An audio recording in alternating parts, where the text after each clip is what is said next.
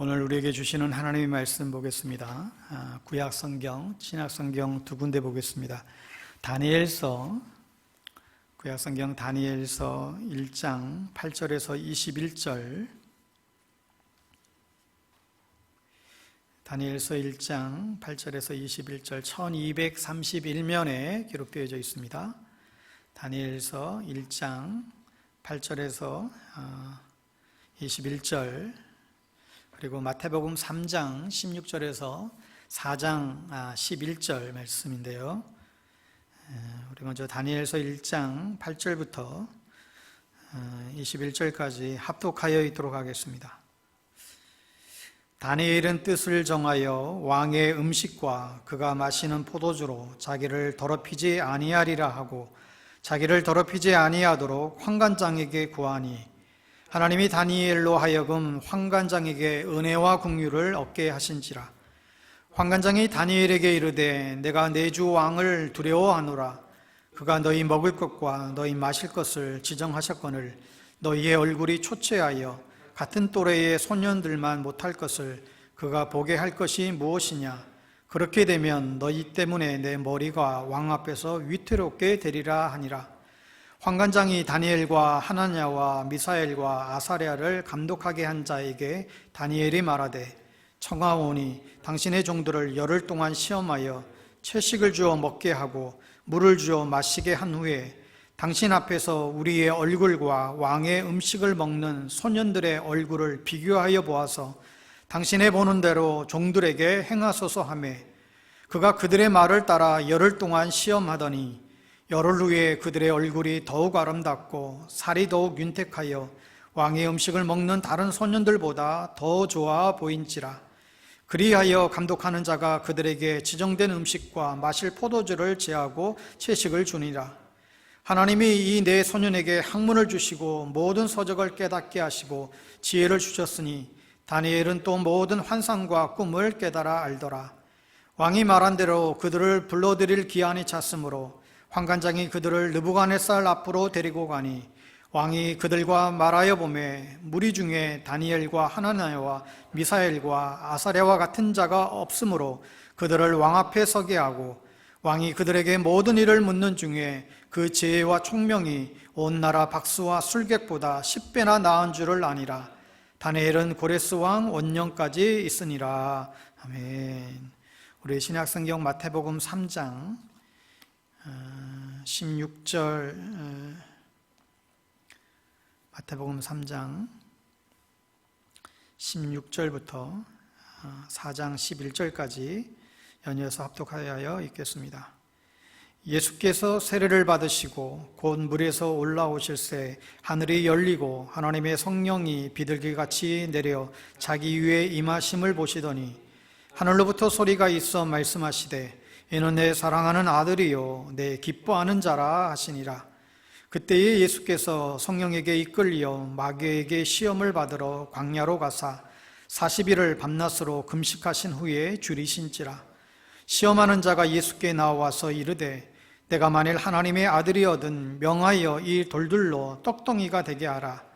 예수께서 대답하여 이르시되 기록되었으되 사람이 떡으로만 살 것이 아니요 하나님의 입으로부터 나오는 모든 말씀으로 살 것이라 하였느니라 하시니 이에 마귀가 예수를 거룩한 성으로 데려다가 성전 꼭대기에 세우고 이르되 내가 만일 하나님의 아들이거든 뛰어내리라. 기록되었으되 그가 너를 위하여 그의 사자들을 명하시리니 그들이 손으로 너를 받들어 발이 돌에 부딪히지 않게 하리로다 하였느니라. 예수께서 이르시되 또 기록되었으되 주 너희 하나님을 시험하지 말라 하였느니라 하시니 마귀가 또 그를 데리고 지극히 높은 산으로 가서 천하만국과 그 영광을 보여 이르되 만일 내게 엎드려 경배하면 이 모든 것을 내게 주리라. 이에 예수께서 말씀하시되 사탄아 물러가라. 기록되었으되 주 너희 하나님께 경배하고 다만 그를 섬기라 하였느니라. 이에 마귀는 예수를 떠나고 천사들이 나와서 수종드니라. 아멘.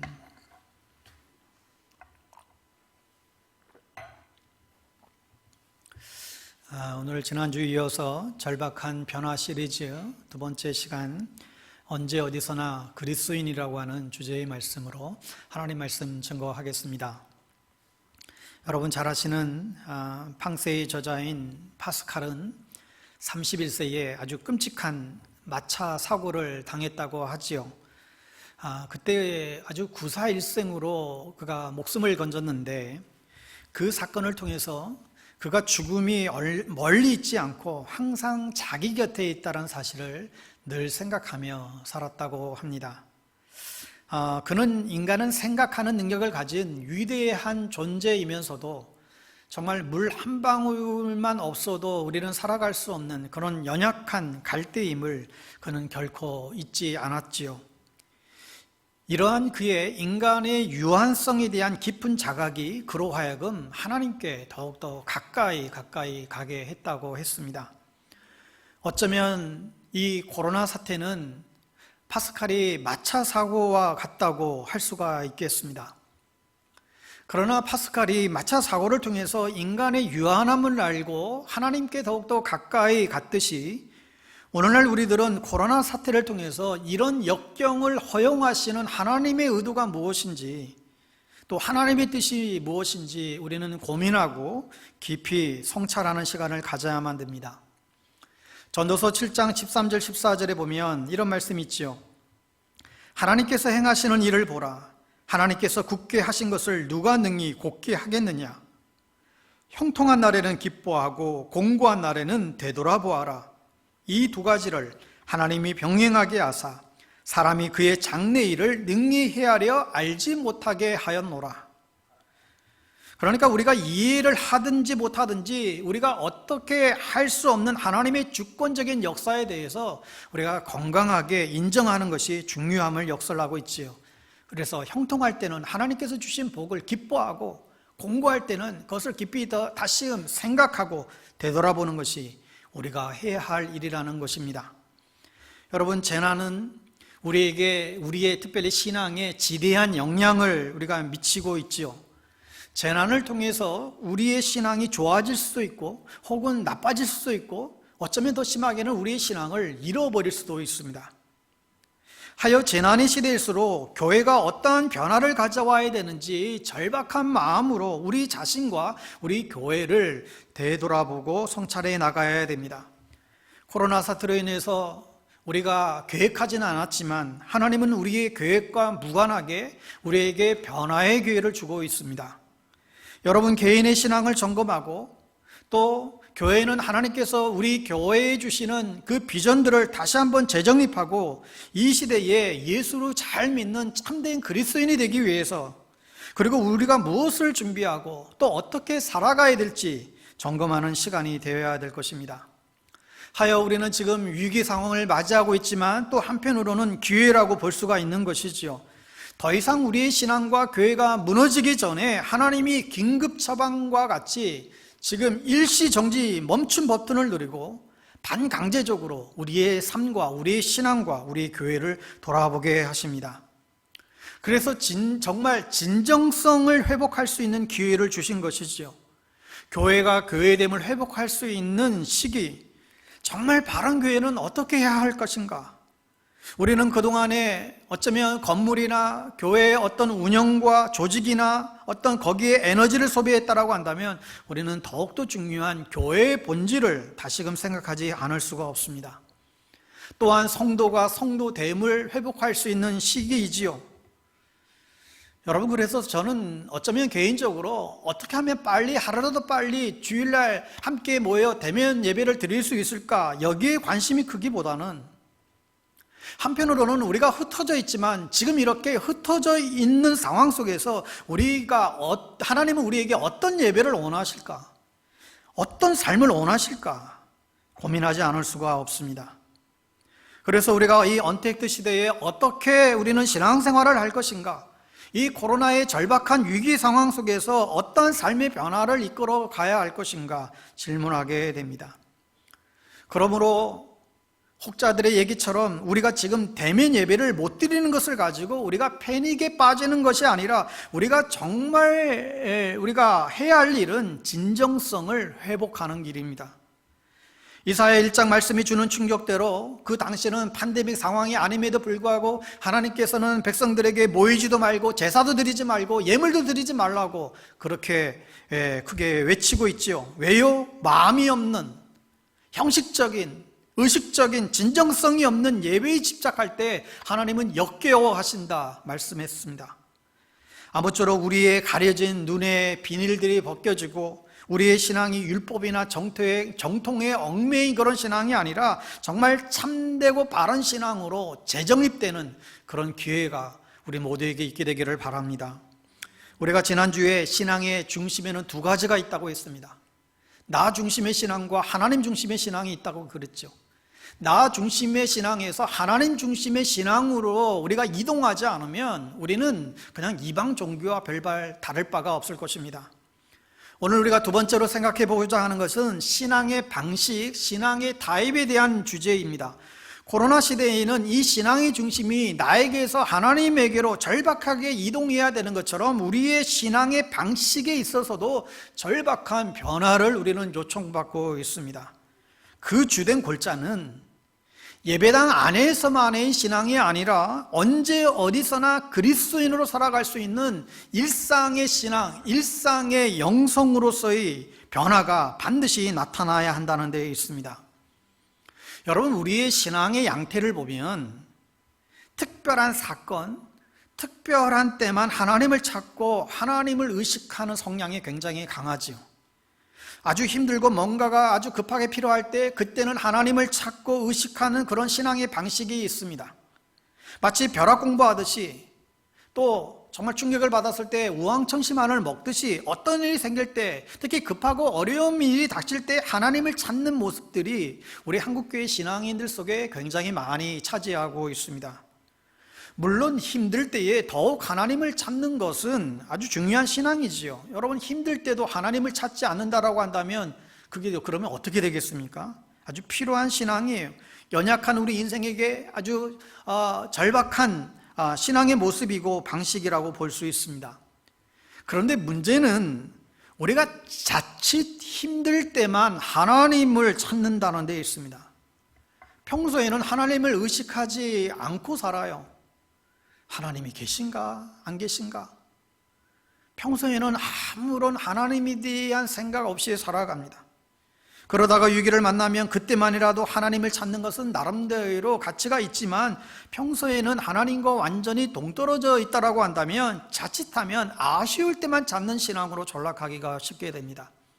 더 나아가서는 하나님은 마치 내가 문제가 생길 때만 내 문제를 해결해 주는 어떤 도구와 수단으로 자기는 모르게 인식되는 중대한 실수를 우리가 범할 수가 있습니다.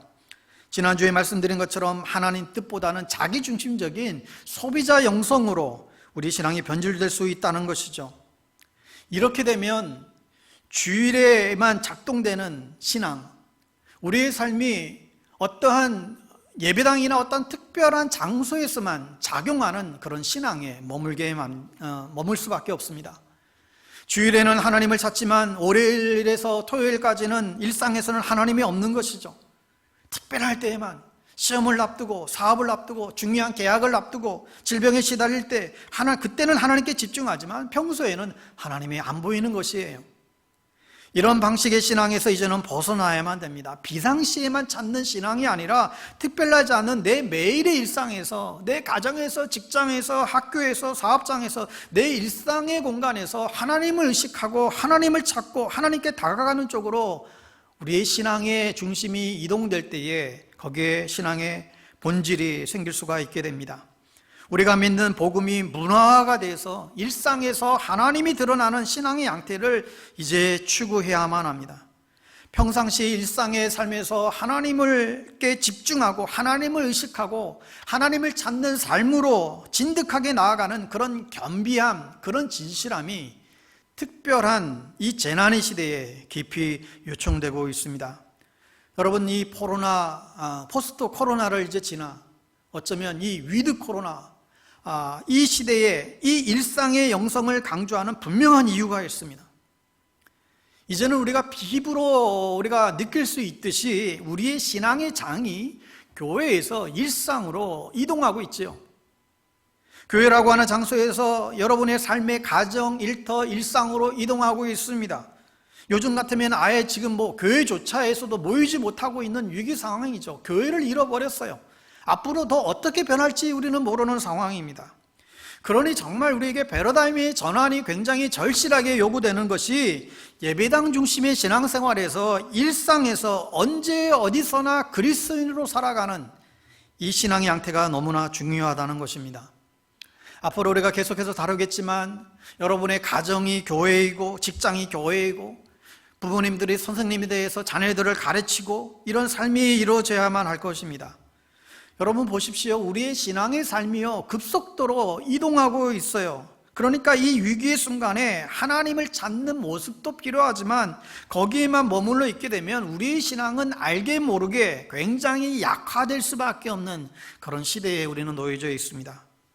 여러분들이 지금까지는 특별한 때만 하나님을 찾아도 별 어려움 없이 여러분의 신앙의 삶을 유지했는지 모르겠지만 이제 포스트 코로나 이후 시대에는 특별한 때만 찾는 하나님으로는 여러분의 신앙을 유지하기가 역부족이에요.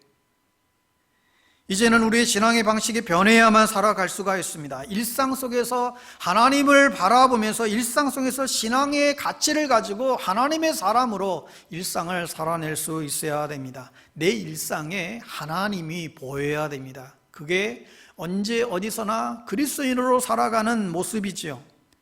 여러분의 자신을 한번 살펴보십시오. 내 일상 가운데에서 하나님은 얼마나 많이 차지하고 계신가? 나는 얼마나 일상 속에서 하나님을 의식하고 살아가고 있는가? 나는 얼마나 하나님께 마음을 두고 있는가? 하나님과 함께하는 시간이 얼마나 나는 되고 있을까? 일상에 신앙이 있어야 비상의 위기 상황 속에서도 더욱 신앙의 빛을 발하게 되는 것이죠. 일상에서 하나님과 동행하는 그런 신앙으로 우리가 무장하게 되면 혹자의 표현대로 내일 지구의 종말이 온다 할지라도 나는 한 그루의 사과나무를 심겠노라고, 어떤 상황이 온다 할지라도 우리는 요동하지 않는, 흔들리지 않는 담대함과 견고한 신앙으로 우리는 굳게 서게 될 것이라 믿습니다. 여러분 모두가 일상의 영성을 소유한 하나님의 사람들 다 될 수 있기를 주의 이름으로 축복합니다. 오늘 읽은 말씀을 잘 아시는 예수님이 시험당하는 장면이지요. 이 장면에서 보는 것처럼 재난의 때에는, 힘들 때에는 예수님뿐만 아니라 저와 여러분 모두에게 우리는 시험과 유혹을 받을 수가 있습니다. 거기 보면 예수님이 시험하는 주체가 누구예요? 이 사탄, 이제 마귀죠. 사탄이 누구예요? 시험하는 자가 사탄이에요. 우리를 미혹하게 만들고 우리를 유혹하여 미래에서 길을 잃게 만드는 게 사탄이에요. 사탄의 존재는 바로 어떻게 하든지 가능한 한 하나님으로부터 멀어지게 만드는 그 역할을 하는 게 이게 사탄이지요. 그러니까 누구나 사탄의 표적이고 사탄의 공격이 대상이 될 수 있습니다. 어느 누구도 믿음이 강한 사람이든 믿음이 약한 사람이든 어느 누구도 예외가 없습니다. 그런데 사탄은 언제 주로 공격을 합니까? 우리가 뭔가 힘들 때, 우리가 뭔가 필요를 할 때에 우리가 그 필요를 하는 것을 가지고 공격하고 유혹하며 무너지게 하는 존재가 바로 이 사탄입니다. 여러분, 사탄이 존재하는 한 시험과 유혹은 없어질 수가 없습니다. 사탄은 이런 시험과 유혹의 방식을 통해서 하나님의 통치에 대항하면서 사탄의 나라, 하나님이 없고 하나님을 거부하는 그런 나라를 만들어가는 것이죠. 거기에 먹히면 우리는 하나님의 종이 아니라 사탄의 노예가 되어서 우리는 볼모로 잡혀서 살아가는 존재로 빠지게 됩니다. 여러분, 이것이 무슨 판타지 소설이면 좋겠습니다만은 이것이 소설이 아니라 우리의 영적인 현재 실제의 삶의 모습이지요. 내가 알지도 못하는 사이에 위장의 대가인 사탄이 우리에게 들어와서 내 마음, 나도 모르는 사이에 하나님으로부터 멀어지게 만들도록 미혹하고 유혹을 끊임없이 우리에게 가해오는 것입니다. 그리스도인들은 이런 현실을 볼 수 있어야 되고 봐야만 하는 사람들입니다. 이것을 보지 못하고 우리가 느슨해지는 순간 우리는 어김없이 사탄의 하수인으로 우리는 주저앉게 됩니다. 주님이 가르쳐 주신 대로 시험에 들지 않게 깨어 기도하면서 일상에 살면서 느슨해지지 않아야 됩니다. 하나님의 자녀로서의 품위를 놓치지 말고 하나님 편에 서서 삶을 살아가는 삶을 견지해 갈 수 있어야 될 것입니다. 여러분, 오늘 주님이 당하는 이 시험의 장면을 보십시오. 40일을 굶주린 상태에서, 금식한 상태에서 맞이하고 있잖아요. 여러분 40일을 금식하면 어떻게 될까요? 40일 금식. 제가 오래전에 기도원에서 금식하다가 일주일이 못 돼서 거의 그냥 실신이 되어서 병원에 실려갈 법만 하는 그런 적이 있었어요. 여러분 3일만 지나도 온몸에 모든 힘이 다 빠지잖아요. 여러분 이 40일을 금식했다고 보세요. 어떤 상태예요? 몸에 있는 모든 힘 다 남아있지 않는 상태지요. 얼마나 무너지기 쉬운 상태입니까? 이때 사탄이 그 순간을 치고 들어오는 것이, 당신 하나님의 아들 아니냐? 저기 돌들 있지 않느냐? 떡들을 만들어 보아라. 사람들이 당신을 존경할 거다. 당신 하나님의 아들 아니냐? 높은 데서 뛰어내려봐라. 전사들이 받치어서 당신을 다치지 않도록 할 것이다. 또 당신 저 높은 데서 올라가서 나에게 절을 해봐라. 당신에게 높은 영광과 권세를 줄 것이다. 그야말로 정말 솔깃한 유혹을 주고 있죠. 결국 무슨 얘기예요? 하나님보다도 먹고 사는 당장 당신에게 급한 현실이 먼저라는 것이죠. 네 주제에 알아서 현실에 충실하라는 거예요. 배고프지 않느냐? 먹으라는 거예요. 지금 편법을 쓰라는 거죠. 편법이 뭐예요? 돌을 가지고 지금 떡을 만들려고 하는 거예요. 높은 데에서 뛰어내려봐라. 전혀 다치지 않을 것이다. 너에게 놀라운 영광과 권세를 누리게 할 것이다. 한마디로 얘기하면 지금 누가 보지도 않는 사막 광야에서 그렇게 구질구질하게 살지 말라는 얘기예요. 여러분 대단한 부추김이에요. 구질구질하게 살지 말아라. 많은 이들이 여기에 넘어갑니다.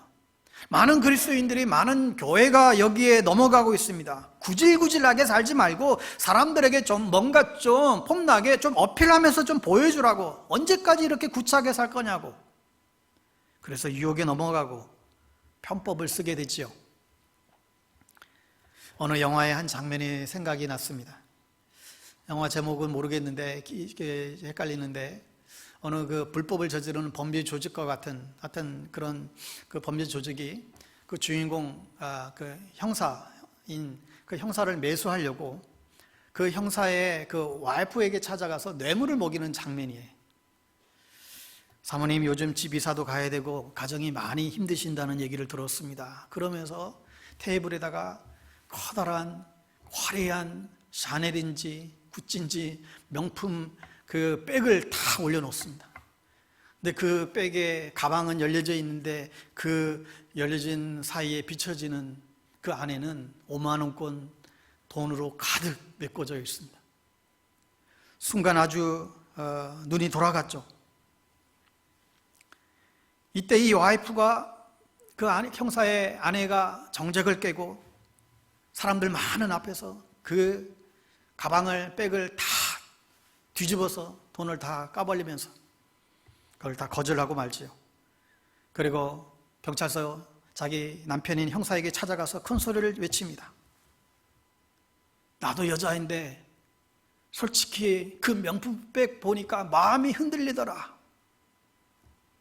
그러면서 하는 말이, 하지만 우리가 돈이 없어도 쪽팔리게 살지 말자.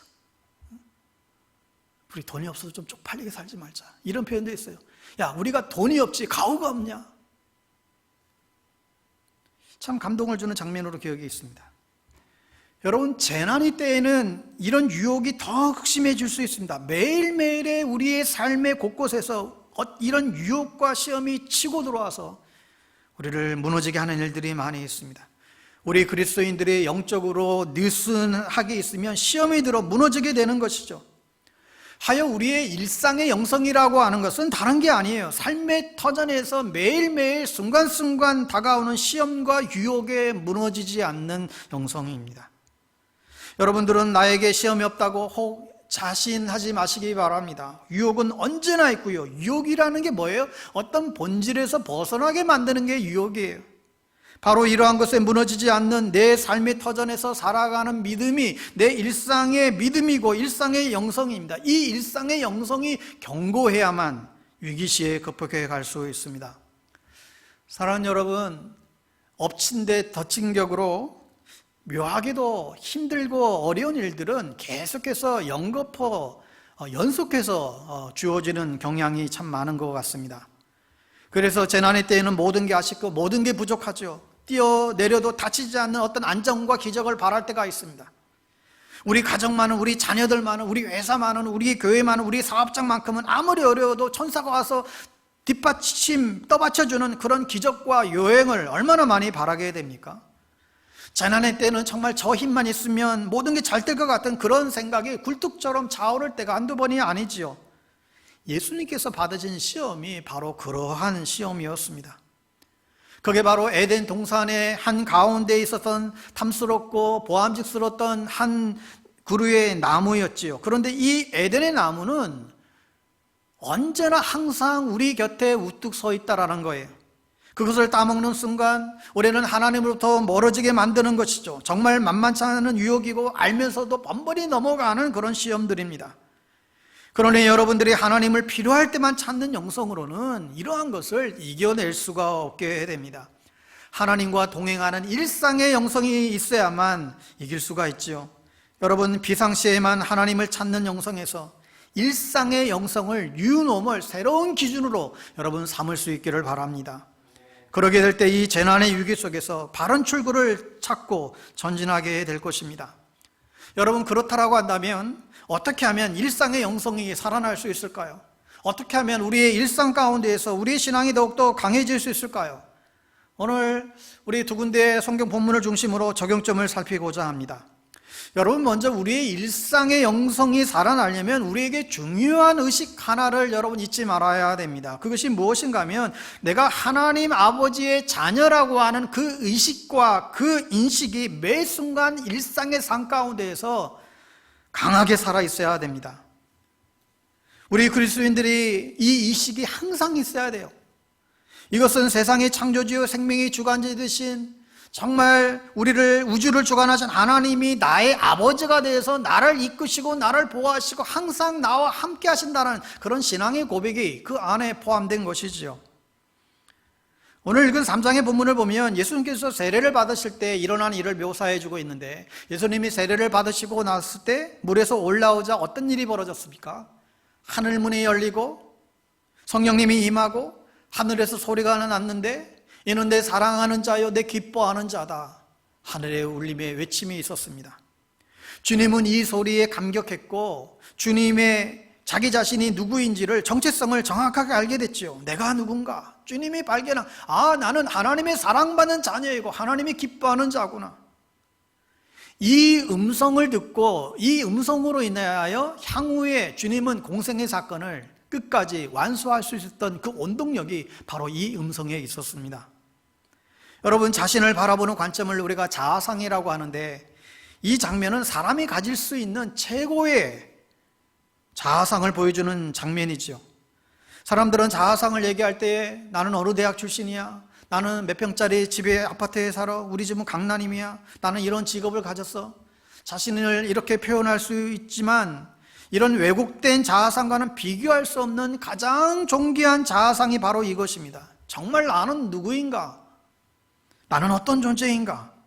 여러분, 기억하십시오.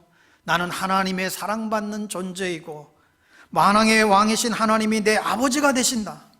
존귀하신 하나님이 내 아버지이기 때문에 우리도 존엄할 수 있고, 우리가 하나님의 이 자녀됨, 이것을 뛰어넘는 그 이상의 가치를 찾을 수가 없습니다. 하나님과 우리가 언약의 관계를 맺은 그 순간부터, 우리가 하나님의 자녀가 되는 순간부터 하나님은 어떤 순간이라도 우리를 잊지 아니하십니다. 우리가 하나님의 자녀라는 이 인식을 강하게 될 때에 하나님과 함께하는 이 일상의 삶은 자부심과 믿음으로 가득 차게 될 것이고, 하나님께 기꺼이 순종하는 삶이 즐거움이 될 것이고, 하나님과 동행하는 기쁨이 우리 안에서 벅차게 차오르게 될 것입니다. 로마서 8장 38절의 말씀대로 내가 확신하오니 사망이나 생명이나 천사들이나 권세자들이나 현재일이나 장래일이나 그 어떠한 재난이 와도 하나님의 사랑에서 끊을 수가 없다 하여 하나님의 자녀라는 이 의식이 매일의 일상에서 살아나기를 바랍니다. 하나님의 신실하심과 하나님의 함께하심과 하나님의 사랑을 믿는 그 믿음이 일상에서 여러분 꽃을 피울 수 있게 되기를 바랍니다. 막히면 편법 쓰지 말고, 돌 가지고 떡 만들려고 하지 말고 하나님의 인도하심을 깊게 구하십시오. 그게 여러분을 살리는 길입니다. 넘어질 수 있지요. 넘어지시면 다시금 나를 기뻐하시는 주님을 향하여 손을 뻗고 주님의 손을 잡으십시오. 힘들어 눈물이 나시면 미루 속에서도 우리와 함께 하시는 그 주님의 품에 안기십시오. 유혹이 다가오시면 주님처럼 사단아 물러가라 외치십시오. 복음이 무엇입니까? 우리 예수 믿는 사람에게 성령님이 함께 하신다는 것이죠. 우리가 성령님께 의탁하고 기도하기 시작하면 성령께서 풍성하게 놀랍게 일해 주신다는 것입니다. 우리는 내 힘으로 일하는 사람이 아니라 하나님이 주시는 힘으로, 하나님이 주시는 성령의 힘으로 일하는 사람이기 때문에 세상 어떤 사람들보다 우리는 부유한 사람들입니다. 우리 앞에 엄청난 도전과 장애물이 있을지라도 성령이 함께하는 순간 그것을 뛰어넘을 수 있는 능력이 주어집니다. 하나님이 함께 하시니까 모든 것이 가능하게 되는 것이죠.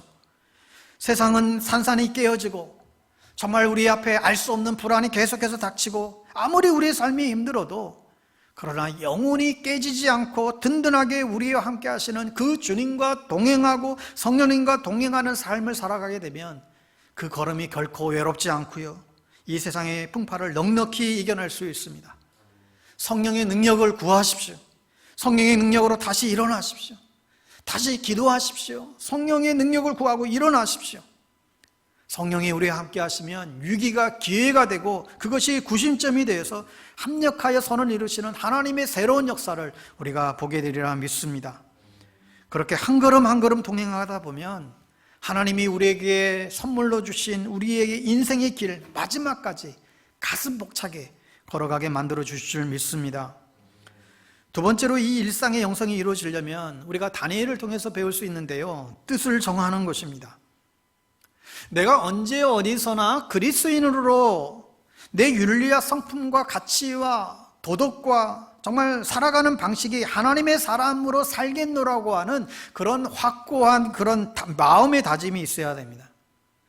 여러분, 이것이 굉장히 중요해요. 하나님, 나는 언제나 하나님의 사람 아닙니까? 저는 이렇게 살기를 원합니다. 하나님의 사람으로 살기를 원합니다. 여러분, 이러한 확고한 다짐이 없게 되면 너무나 쉽게 상황에 따라서 변질되는 카멜레온과 같은 그런 신앙이 되기 십상이에요. 그러니까 그것을 방지하기 위해서라도 나는 정말 어떤 삶의 상황 속에서도 하나님, 내가 당신의 사람이라고 하는 이 모습을 내가 유지하겠습니다. 이 마음의 다짐이 늘 우리 속에 있어야 됩니다.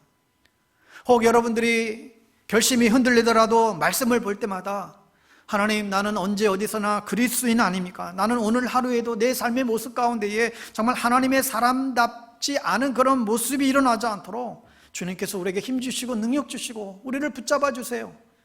주님 앞에 그렇게 결단하며 다짐하며 그렇게 나아가야 되는 것이죠.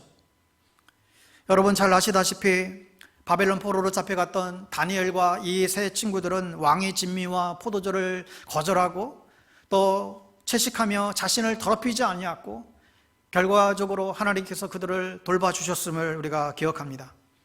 그들은 이방 땅에 포로로 잡혀간 상황 속에서도 언제 어디서나 하나님의 사람으로 살아갈 수 있었던 그 비결이 어디에 있었습니까? 8절의 표현대로 다니엘이 뜻을 정하여라고 했습니다. 뜻을 정하여 왕의 포도주와 진미를 자기를 더럽히지 아니하겠다.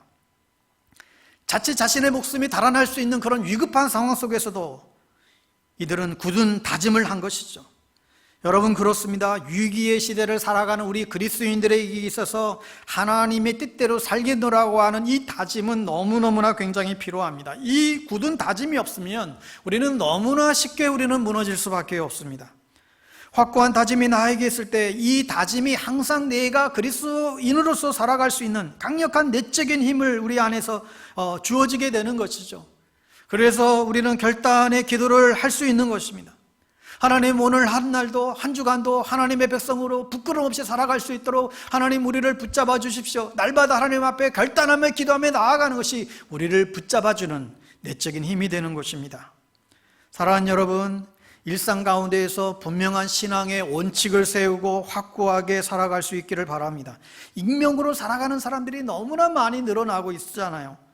교회 안에서만 이름이 있고 교회 밖에서는 아무런 이름이 없는, 성도의 이름이 없어요. 여러분, 익명의 삶으로는 결단코 그리스도인으로서 이 땅 가운데에서 어둠의 권세들을 이겨나갈 수가 없습니다.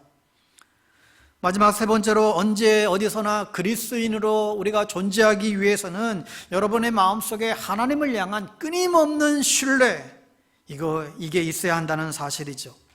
끊임없는 신뢰, 하나님에 대한 깊은 믿음을 가져야만 우리는 세상의 압력과 유혹을 극복할 수 있습니다. 왜냐하면 애들 하는 표현대로 하나님이 세니까 그래요. 하나님이 더 세시니까 세상의 압력을 이길 수 있고 세상의 유혹을 극복해 갈 수 있습니다. 다니엘과 세 친구들의 이 하나님의 행동을 보면 하나님에 대한 강한 신뢰가 있었기 때문에 이 용감한 행동을 할 수가 있었죠. 다니엘서 2장 20절에 보면 하나님에 대한 다니엘의 생각이 드러나는데, 그분은 모든 것을 아시며 모든 것을 행하신다, 계절이 바뀌기도 하시고 역사를 주관하는 분이시다. 이게 다니엘이 신관이에요. 너무나 하나님에 대해서 그는 확실하게 알고 있었죠. 역사를 주관하시는 하나님, 왕들을 세우시기도 하고 왕들을 폐위하시기도 하는 분이 하나님이시다, 이걸 알았기 때문에 느부갓네살 왕 앞에서 조금도 굴하지 않고 당당할 수 있었습니다. 그런데 이런 하나님 인식이 없으면 위기 가운데에, 재난 가운데에 우리는 두려움에 쫓기며 살아가게 될 것입니다. 그러니까 우리가 신앙생활을 할 때도 내 신관이 어떤지 여러분들이 점검하셔야 됩니다. 내가 믿는 하나님이 어떤 하나님이신지, 나의 하나님은 그저 교회 안에만 계시고 내 소원만 겨우 들어주시는 그런 작은 하나님인지, 아니면 이 역사와 우주를 다 관찰하시는 위대하신 거대하신 하나님이신지 여러분들이 판단하셔야 됩니다. 나는 지금 어떤 하나님을 믿고 있고 내가 믿는 하나님의 정체는 무엇이고, 이런 인식이 하나님의 사람들에게 분명하게 있어야 됩니다.